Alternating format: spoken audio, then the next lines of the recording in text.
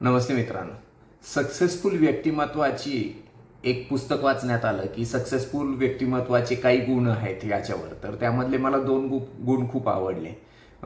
एक तर जे सक्सेसफुल व्यक्तिमत्व असतात त्यांचं रागावर प्रचंड नियंत्रण असतं. पण ते रागावर नियंत्रण कसं करतात, तर ते रागावर नियंत्रण करण्यासाठी एक सिंपल गोष्ट वापरतात आणि ती ट्रिक खूप मला आवडली. ती ट्रिक ही होती की त्यांना राग येतोच, कारण जो माणूस जन्माला आलाय, जो श्वास घेतोय, त्या प्रत्येकाला कुठलीही गोष्ट चुकली तर त्याचा राग येणारच.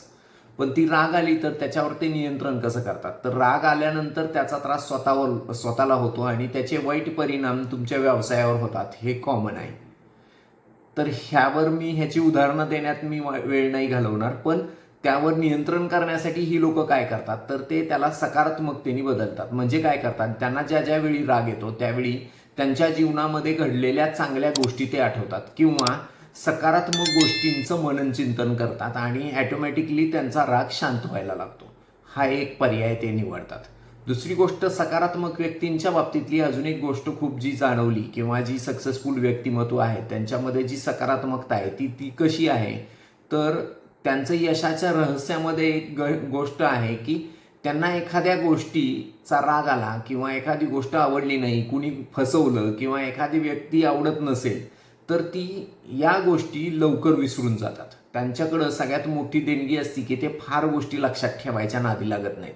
ज्या नकारात्मक गोष्टी आहेत त्या तर लगेच विसरून जातात. कुणी त्यांना फसवलंय विसरून जातात आणि त्यामुळंच ते त्यांच्या व्यवसायामध्ये यशस्वी होतात. कारण काय, तर जर ते कुठं फसले तर ते प्रत्येक ठिकाणी मी फसलो आणि मला कुणी फसवू नये ह्यासाठी ते जास्त अलर्ट होतात आणि जास्त अलर्ट झाल्यामुळं ते भरभर डिसिजन घेऊ शकत नाहीत आणि डिसिजन न घेण्यामुळं ते व्यवसायामध्ये यशस्वी होत नाहीत.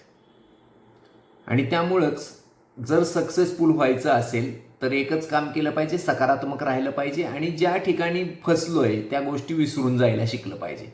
ॲटोमॅटिकली तुमच्या मनामध्ये नकारात्मक विचाराची शृंखला येणार नाही आणि तुम्ही ॲक्शन फास्ट घेचाल.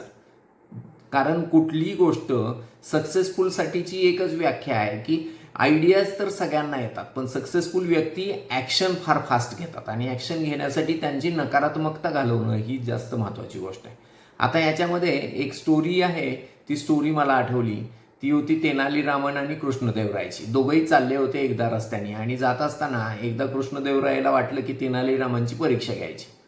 मग त्याच्या हातामध्ये ती तलवार असती, तो जमिनीवर तलवारीने एक रेष ओढतो आणि सांगतो तेनालीरामनला की ही जी रेष ओढली आहे ही रेष छोटी करून दाखवायची, पण अट एकच की ह्या रेषेला हात नाही लावायचा.